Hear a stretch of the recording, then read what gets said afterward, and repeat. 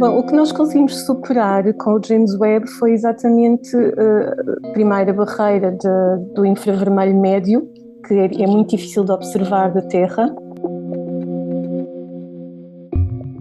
Uma equipa internacional, já vamos conhecê-la com mais algum detalhe, liderada por investigadores do Centro Nacional da Pesquisa Científica, estou a fazer uma tradução, espero que correta, do CNRS, da Universidade de Paris Saclay e da Universidade do Western Ontário, a que pertence também esta equipa Sílvia Vicente, que é colaboradora do Instituto de Astrofísica e Ciências do Espaço, e também, suponho, da Faculdade de Ciências da Universidade de Lisboa, certo, Sílvia? Sim, continuidade, mas sem contrato. Portanto, Sem contrato, já. Exato. Muito bem. O seu trabalho neste momento é mais, então, dentro do Instituto de Astrofísica e Ciências do Espaço, é isso? Exatamente. Muito bem. É uma das nebulosas, diria eu, mais fotografadas, eventualmente até das mais conhecidas popularmente. Estamos a falar da nebulosa de Orion, mas o James Webb Space Telescope, o nosso grande olho, o nosso da humanidade mais famoso e mais fascinante dos últimos tempos, que está no espaço, conseguiu ir mais longe, não no sentido da distância da nebulosa, mas mais longe no sentido da visão que tínhamos até agora da nebulosa de Orion. E essas imagens foram divulgadas recentemente. Sílvia Vicente, podemos começar por aqui a conversa. O que é que barreira foi esta que estava no nosso campo de visão, digamos assim, da nebulosa de Orion e que agora foi ultrapassado pela magnífica instrumentação do James Webb? Muito obrigada, Edgar, primeiro pelo convite. É sempre um prazer. Bom, o que nós conseguimos superar com o James Webb foi exatamente a primeira barreira do infravermelho médio, que é muito difícil de observar da Terra, e portanto conseguimos observar moléculas e gás que antes não conseguíamos, e do espaço, porque houveram outros observatórios de infravermelho anteriores, como o caso do Spitzer, mas é o fantástico espelho do James Webb, que tem 6,5 metros, que nos permite obter a resolução espacial nunca antes vista nestes comprimentos de onda. E, portanto, isso permitiu-nos ver todas aquelas estruturas filamentares, aqueles detalhes todos que nos dá uma visão quase em 3 dimensões do que é a nébula de Orion, e que antes só tínhamos conseguido observar com o Hubble, não é? Com o Hubble Space Telescope. Estão ao nível um do outro em termos de resolução, mas o Hubble no óptico, que é na luz que nós todos conseguimos ver, e o James Webb no infravermelho. Portanto, abriu-nos uma janela completamente diferente do que é a nebulosa de Orion. Basta, aliás, olhar para as fotografias que foram, entretanto, divulgadas, se bem que as fotografias, vocês não veem propriamente as fotografias tal como nós as vimos, a do Hubble sim, talvez mais aproximadamente, mas a do James Webb, há aqui uma criação, obviamente, mas basta olhar para as fotografias para perceber que, de facto, a diferença é fascinante, mesmo para quem é leigo nestas matérias, não é especialista. E Sílvia Vicente, aquilo que o James Webb agora mostrou, correspondeu àquilo que vocês já esperavam, ou que suspeitavam, com uma suspeita muito sólida que estava lá, ou foi mais longe ainda? Eu acho que nos surpreendeu e ainda está a surpreender, porque nós neste momento estamos arduamente a analisar, porque os dados são públicos neste tipo de programas e, portanto, nós estamos arduamente a analisar os dados e ainda estamos a ser surpreendidos, porque neste momento nós temos o espectro e de várias regiões, incluindo um disco protoplanetário, ainda não sabemos que espécies é que lá estão, portanto ainda estamos a ser surpreendidos, mas digamos que em termos de o que esperávamos obter, esperávamos obter aquilo. Aliás, nós fizemos alguma simulação antes de imagens e de espectros e esperávamos obter aquilo, mas não com aquele detalhe, com o detalhe. Mas no que diz respeito, não é só aqui a questão do detalhe, é também em relação aos dados. Percebi que ainda estão no princípio do estudo. O que foi divulgado agora é um primeiro olhar sobre estes dados, mas do ponto de vista daquilo que lá está, que não é só a parte fascinante visual, é também o que ela traz de informação sobre a criação de estrelas, eventualmente mais tarde também sobre melhor conhecimento do nosso sistema solar. Esses dados estão a apontar para coisas novas, eventualmente? Um conhecimento novo, para além do conhecimento mais detalhado, um conhecimento novo.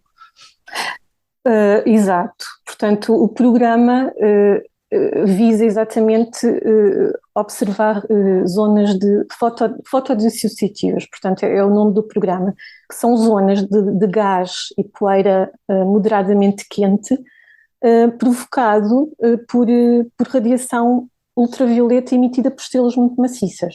Uhum. Pronto.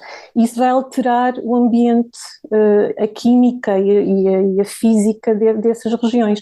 E essas regiões são muito importantes porque elas são encontradas em muitos locais, em muitos objetos do cosmos, como por exemplo discos protoplanetários, regiões de formação estelar, como esta que nós vimos na Nébula de Orion, e galáxias, nebulosas planetárias, e portanto é muito importante conhecer quais são os efeitos desta radiação no gás e na poeira, porque vai mudar a química e vai mudar a física. Sim, sim, sim.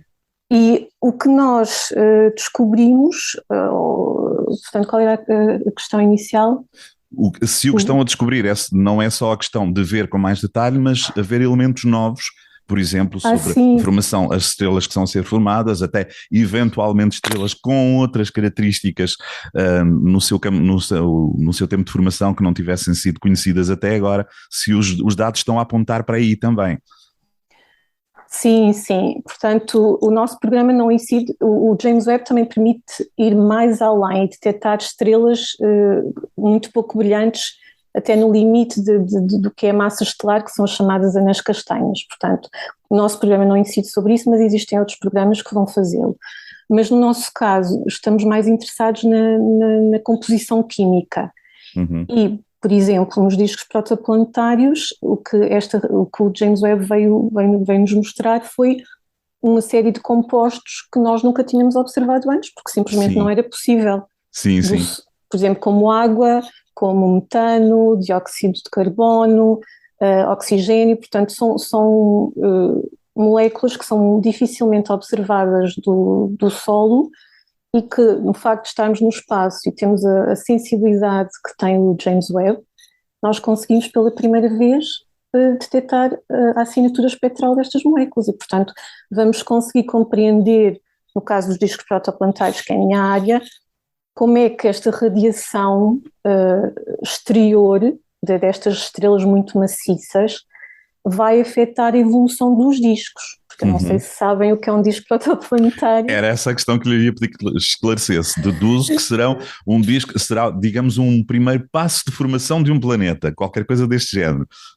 Exatamente, portanto são todas as estrelas quando se formam-se por colapso gravitacional de gás e poeira, no processo de evolução, que acaba por ser muito rápido, forma-se um disco, uma espécie de uma panqueca em torno da estrela jovem de gás e poeira. Sim.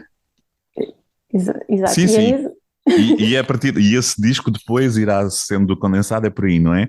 Exatamente, depois os planetas vão formar-se pela condensação do gás e da poeira, que irá evoluir e irá formar planetas, mas irão também haver fenómenos de dispersão, ou seja, não existe só a coagulação, existem também fenómenos dispersivos, que é o caso da radiação da estrela no centro, é o caso desta radiação das estrelas que estão fora, e uma série de processos que vão, de alguma forma, dificultar essa formação planetária.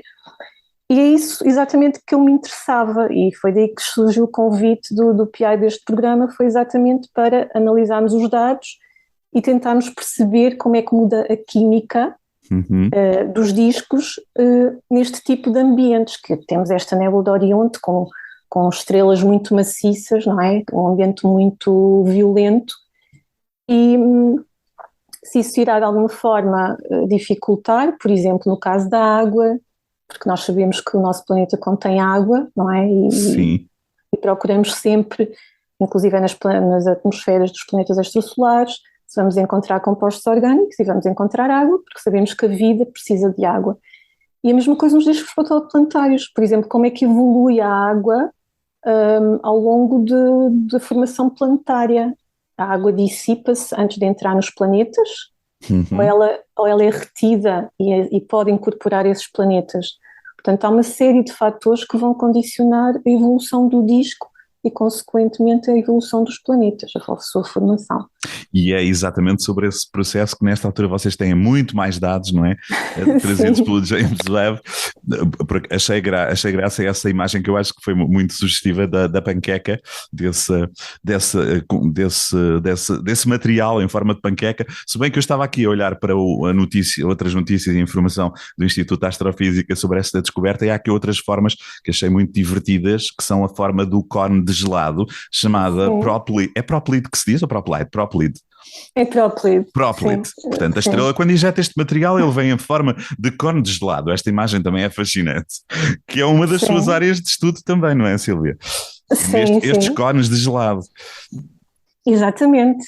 Esses cones de gelado formam-se exatamente pela presença das estrelas, da radiação que vem dessas estrelas maciças, que na imagem não se vê. A imagem que está no press release são umas estrelas muito brilhantes, que emitem essa tal radiação ultravioleta, que o que é que vai acontecer? Ao incidir nessa panqueca, que na figura vê-se assim um risquinho dentro do cone de gelado, isso é que é o disco protoplanetário. Estou a ver aqui a figura, sim.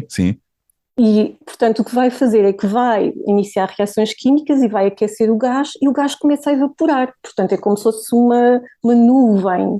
E esse cone de gelado forma-se exatamente com a evaporação do gás. Deixe-me só perceber, este cone de gelado, tal como está aqui reproduzido na fotografia do James Webb, é a primeira vez que é visto desta maneira, ou já havia mesmo com o Hubble? Se calhar. Sim, com o Hubble já tínhamos visto mas não com este detalhe, é? Não, não em todos os comprimentos de onda. Por exemplo, a gama de 3 micrómetros, em que conseguimos ver hidrocarbonetos, está vedada aqui do Sol, quer dizer, é muito difícil observar. Muito bem. Há algum motivo para escolherem esta nebulosa de Orionte, como um pedido ao James Webb para que olhassem para esta nebulosa, é a mais próxima, entre aspas, de nós, porque não outras nebulosas? Haverá eventualmente outras já conhecidas com estas características, mas esta era o melhor campo de estudo nesta altura, era, Sílvia Vicente? Sim, nós tivemos algumas discussões sobre isso. Sim. Porque o grupo é muito grande, não é? Porque isto é um grupo muito multidisciplinar e pronto. E cada um tinha a sua nébula preferida, mas acabámos por escolher Orion porque existem imagens lindíssimas do Hubble, porque é mais estudada, porque é mais próxima e mais jovem, portanto é mais fácil de observar. E porque tem esta região fotodissociativa, tem as próplides, mas tem esta que é chamada a barra brilhante, que é uma região, também é fotodissociativa, mas é em maior escala, que é tipo exatamente a região padrão. Portanto, é mais estudada, já foi observada com quase todos os telescópios e, portanto, há uma faltava o James Webb. E nós decidimos temos que fazer isto da primeira vez, porque assim fica disponível para todos, porque os dados são livres e, portanto, e creio que ainda vão surgir muitas descobertas. Tanto quanto vejo aqui na informação que tenho, há aqui também uma perspectiva de teste dos próprios instrumentos do James Webb, ou seja, o que vocês conseguiram agora, o que o James Webb vos deu com esta observação pode servir para que observações noutras nebulosas, eventualmente noutros lugares do universo, possa ser ainda mais afinada, não é? Há aqui também um primeiro momento de teste ao James Webb, há mais um teste do James Webb. Exatamente. Sim, estes programas servem exatamente para isso, portanto, já são programas científicos e não apenas de calibração pura, em que os dados são analisados por investigadores com um propósito científico. E então o objetivo é mesmo otimizar o funcionamento dos instrumentos e os seus modos de operação. E é isso que nós agora estamos a fazer. Sim. E estamos a encontrar dificuldades. Estão a encontrar dificuldades? Como assim? Porque o caderno, a lista de espera para o James Webb já sei que é imensa, não é? Não. Então, quais são as dificuldades neste caso? Não, não, as dificuldades são exatamente como nós já temos os dados e, portanto, estamos a analisá-los e estamos a encontrar, por exemplo, problemas com Ah, calibração do sim, sim, fluxo, sim. problemas com a astrometria, que é as coordenadas dos objetos não estão totalmente corretas, Uhum. problemas nas imagens, portanto, são tudo pequenas questões instrumentais ou técnicas ou de software que têm que ser Têm que ser afinadas, não é? exatamente Exatamente. Sim, afinadas sim. e otimizadas para que no próximo ciclo, então, ele já esteja. É interessante que vocês, a equipa, os investigadores, consigam distinguir aquilo que é um erro de calibração, digamos assim, do James Webb e não pensem de imediato que estão ali a obter dados estranhíssimos de uma realidade que vocês não conheciam. Portanto, é claro, não é? Essa separação de quando é que há um erro de calibração, não é? Sim, sim, sim, isso faz parte do processo científico, não é? Claro. Nós temos primeiro Sim. que excluir todas as hipóteses de erros sistemáticos ou instrumentais, e só no final, que também Sim. acontece, é que existem aquelas descobertas Uhum. espontâneas mas acontece também, e Sim, esperemos sim, que claro. aconteça muito com o James Webb, que eu tenho a certeza que sim. Muito bem. Já agora, e antes, e vamos terminando, como eu disse no início, há aqui uma equipa internacional das entidades que eu referi. Isto, não sei quantos são, não vamos se calhar falar de todos, porque são muitos, não é? Mas eu queria que me desse uma ideia de como é que esta equipa trabalha, tanto quanto deduzi até pelo trabalho da Sílvia. Portanto, há aqui uma espécie de equipa que tem vários grupos que trabalham, cada um deles, ora, olha para áreas muito específicas, é? Sim, quer dizer, neste momento é mesmo cada um, portanto, temos peritos em diversas áreas, mas agora está a acontecer tão rápido que nós interagimos, temos um canal no Slack, que é uma Uhum. plataforma, uma espécie de WhatsApp para. Para trocar informação em tempo Sim, real, digamos assim. exatamente, então Sim. estamos E estão todos sempre. muito centrados numa área mais comum, é? Temos agora, vamos publicar 3 artigos que vão dar os primeiros resultados científicos, mas ajudamos mutuamente, ou seja, se alguém que sabe mais temos muitos astroquímicos, percebem de química, portanto estamos sempre, é muito multidisciplinar e muito cooperativo, e isso agrada-me Uhum. bastante, eu gosto muito disso, porque cada um de nós pode dar o nosso contributo com um fim comum. Muito bem, A claro, ciência também é isso. claro. A Silvia Vicente é a única portuguesa neste trabalho, neste grupo de que estamos aqui a falar? Sim, sim, neste sim, sim. Mas depois vamos ter mais português agora no Cycle One, no próximo ciclo, que Sim. vamos ter o Nuno Peixinho, então eu sei que está no Ah, sim, sim, projeto, sim, o Nuno Peixinho, e, sim. exato, e outros portugueses que estão noutros projetos que vêm aí, mas neste tipo de projetos, sim, creio que fui a única portuguesa envolvida. Muito bem. Silvia Vicente, o seu trabalho e deste grupo agora passa pelo James Webb. Eu começo a perceber que o James Webb está em cada esquina de cada vez que falamos da astrofísica. Mas se calhar há outros trabalhos a serem feitos que não passam pelo James Webb, que se calhar estão a ficar um bocadinho na sombra, pelo menos da divulgação ao grande público. Bom, isso é normal, eu acho que sempre Sim, que acontece, porque estes projetos são sempre tão longos, não é? Demoram dezenas de anos, 20 ou 30 anos a serem até a sua fase final, e sim. quando acontecem, claro, Projetos, neste caso está a falar como no estou a James Webb, não é? falar, Que levou tanto sim, tempo. sim, Sim, sim, sim, telescópios imagino. espaciais, Exato. missões espaciais e mesmo até telescópios do Sol, como os grandes telescópios que estão no Sim, Chile, sim. como o VLT e outros, Hum. demoram imenso tempo, portanto, obviamente quando saem os dados são sempre Claro, novidade e tem tem que ser. uma atenção especial, não é? E há que aproveitar, até porque a vida do James Webb também não é infinita, e portanto há que aproveitar ao máximo assim que começam a chegar os primeiros dados, não é? Sim. Muito bem. Então, quando é que podemos esperar, se calhar, conversar outra vez, como disse, no ciclo seguinte de divulgação de dados? Eu acho que Vocês quando estão a nós. trabalhar até com o vosso grupo do WhatsApp de uma forma tão acelerada. Não, não, mesmo. Eu acho que quando nós queremos submeter os artigos em breve Sim. e uma vez que eles sejam submetidos e aprovados e pronto, e os resultados sejam públicos, eu acho que podemos voltar a falar um bocadinho Uhum. sobre as descobertas. Muito bem. Se for interessante. Mas não daqui a um ano, não é? O vosso calendário não conta para isso, é mais breve, não é? Não, tem que ser ainda dentro deste mês, possivelmente. Dentro deste mês, muito bem. Sim. Vou ficar atento. Muito bem. Silvia, obrigado pela conversa e por nos explicar mais um pouco deste primeiro novo olhar sobre a nebulosa de Orion. Ficamos à espera então dessas novas notícias. Entretanto, como referiu, não é difícil encontrar na internet as imagens e estas observações. Há aqui a ciência que vocês fazem, uma ciência muito aberta, e é isso que se pretende também, não é? Que vocês querem, e portanto é muito fácil deslumbrarmos com estas informações e com estas novas imagens. Obrigado, Sílvia. Obrigada, Edgar.